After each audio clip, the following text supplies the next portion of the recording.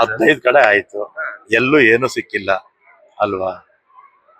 ಒಂದ್ ಸಣ್ಣ ಮಗು, ಈಗ ಒಂದು ಸಣ್ಣ ಮಗುಗೂ ಕೂಡ ಗೊತ್ತಾಗುತ್ತೆ ಅಲ್ಲಿ ಏನು ಇಲ್ಲ ಅಂತ. ಬಿಜೆಪಿಯವರು ಬೈಕ್ ರ್ಯಾಲಿ, ಕಾರ್ ರ್ಯಾಲಿಗಳೆಲ್ಲ ಮಾಡ್ತಿದ್ದಾರೆ. ಈಗ ಅವರು ರಾಜಕಾರಣ ಮಾಡಕ್ ಹೋಗ್ಬಾರ್ದು ಇದರಲ್ಲಿ.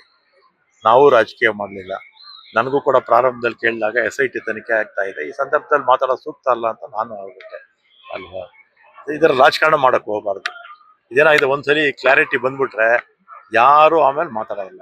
ನಾವು ಕೂಡ ಏನು ಅಲ್ಲಿ ನಮ್ಮ ಕರ್ನಾಟಕ ರಾಜ್ಯದಲ್ಲಿ ಇರ್ತಕ್ಕಂಥ ಬಹುತೇಕ ಜನ ಮಂಜುನಾಥನ ಭಕ್ತರೆ. ಈ ಮಂಜುನಾಥ ಅಂದ್ರೆ ಯಾರು? ಈಶ್ವರ ಅಲ್ವಾ. ನಮ್ಮನೆ ದೇವರು ಅದು ವೀರಭದ್ರ ಅಲ್ವಾ. ಹೆಸರುಗಳು ಬೇಕಾಷ್ಟಿದೆ ಈಶ್ವರನಿಗೆ ಅಲ್ವಾ. ಅದರಿಂದ ರಾಜಕಾರಣ ಮಾಡೋದು ಬೇಡ. ಬೇಗ SIT ಮಾಡಿದೆ, ಒಂದು ಕ್ಲಾರಿಟಿ ಬಂದ್ಬಿಟ್ರೆ ಆಮೇಲೆ ಯಾರು ಕೂಡ ಮಾತಾಡೋದಿಲ್ಲ. ಆಮೇಲೆ ಏನಾಗುತ್ತೆ, ಯೂಟ್ಯೂಬರ್ಗಳು ಏನೇನೋ ಹೇಳ್ತಾನೆ ಇರ್ತಾರೆ. ಅದೊಂದು ಸ್ಟೇ ಇತ್ತು, ಆ ಸ್ಟೇ ಹೈಕೋರ್ಟ್ ಮನೆ ವೆಕೆಟ್ ಮಾಡ್ಬಿಟ್ಟು ಒಂದು 8 ದಿವಸ ಆಯ್ತಲ್ಲ. ಒಂದು ವಾರಕ್ಕೆ ಮುಂಚೆ ಯೂಟ್ಯೂಬರ್ಗಳ ಮೇಲೆ, ಮಾಧ್ಯಮದ ಮೇಲೆ, ಪ್ರಿಂಟ್ ಮೀಡಿಯಾ, ಎಲೆಕ್ಟ್ರಾನಿಕ್ ಮೀಡಿಯಾ ಮೇಲೆ ಸ್ಟೇ ಇತ್ತಲ್ಲ, ಅದು ವೆಕೆಟ್ ಮಾಡ್ಬಿಟ್ಟು. ವೆಕೆಟ್ ಮಾಡ್ದೆ ಏನಾಗುತ್ತೆ, ಎಲ್ಲರೂ ಹಾಕ್ತಾರೆ. ಏನು ಸಿಕ್ಕಿಲ್ಲ ಅಂದ್ರೆ ಏನು ಸಿಕ್ಕಿಲ್ಲ ಅಂದ್ರೆ ಅವನ ಮೇಲೆ ಕ್ರಮ ತಗೋದು.